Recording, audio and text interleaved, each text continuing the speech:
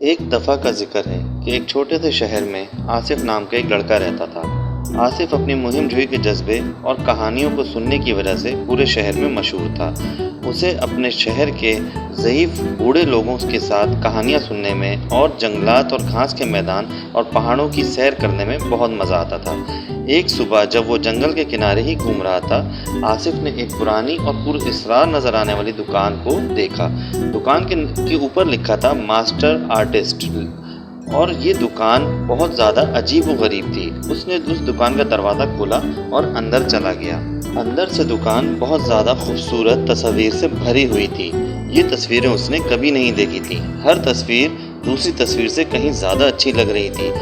آصف کو یہ رنگین تصویریں بہت اچھی لگیں، جیسے کہ وہ ایک عجیب جادو کی دنیا میں آ گیا ہو۔ جب وہ گیلری میں گھوم رہا تھا تو اسے ایک ایسی تصویر نظر آئی جو کسی دوسرے کے برعکس تھی۔ اس میں ایک سرسبز شاداب جنگل دکھایا گیا تھا جس میں ایک چمکتی ہوئی ندی بہہ رہی تھی۔ درخت راز کی سرگوشی کرتے دکھائی دے رہے تھے اور پینٹنگ میں موجود جانور ایسے لگ رہے تھے جیسے وہ کسی بھی لمحے باہر کود سکتے ہیں، اور اس تصویر کا نام تھا دی انہینٹڈ ووڈز۔ آصف اس پینٹنگ سے بہت متاثر ہوا۔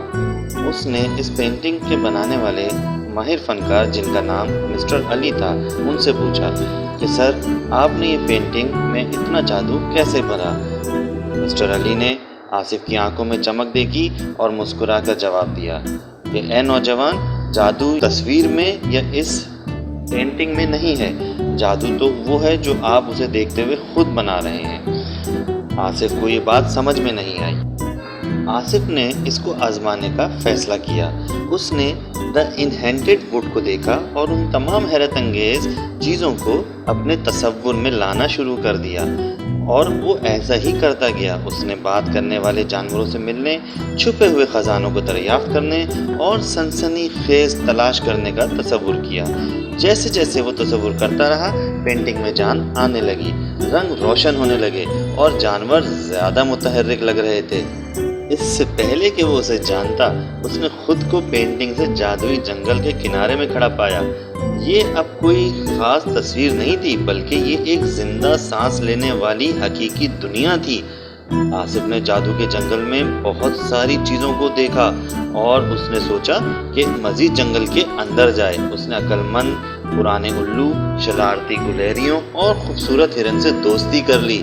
اس نے چھپے ہوئے آبشاروں، چمکتے کرسٹل سے بھری ہوئی غاروں اور ایسے خفیہ راستے دریافت کیے جو اسے دلچسپ مقامات کی طرف لے جاتے رہے۔ وقت تیزی سے گزر رہا تھا اور آصف جنگل میں اسی طرح سیر کر رہا تھا۔ پھر اس نے فیصلہ کیا کہ اب اسے واپس حقیقی دنیا میں آ جانا چاہیے۔ ماسٹر علی کی دکان اب وہاں نہیں تھی، لیکن دی انہینٹڈ ووڈ کی جادو نے اسے بہت متاثر کیا تھا۔ اس نے یہ کہانی اپنے شہر کے دوسرے بچوں اور لوگوں کو بتانا شروع کر دی۔ انہوں نے بھی اس کہانی کو بہت پسند کیا۔ انہوں نے محسوس کیا کہ یہ تصویر 1000 الفاظ کی ہو سکتی ہے، اور اس طرح شہر کے بچوں نے یہ سیکھا کہ سب سے زیادہ جادوئی کہانیاں وہ ہیں جو انہوں نے خود بنائی ہیں، اور ماسٹر علی کی دکان پر لٹکی ہوئی وہ پینٹنگز بہت اچھی ہیں۔ دی میجیکل پینٹنگ کا سبق واضح تھا۔ ایک تصویر 1000 الفاظ کی ہوتی ہے، لیکن جو کہانیاں آپ اپنے دل میں بناتے ہیں وہ اس سے بھی زیادہ قیمتی ہوتی ہیں۔ اس لیے آپ اپنی کہانیوں کو خود بنائیے اور اپنی دنیا خود جیے۔ انتہائی غیر معمولی مہم جوئی کو کر کے آپ زندگی کے اصل انجوائمنٹ حاصل کر سکتے ہیں۔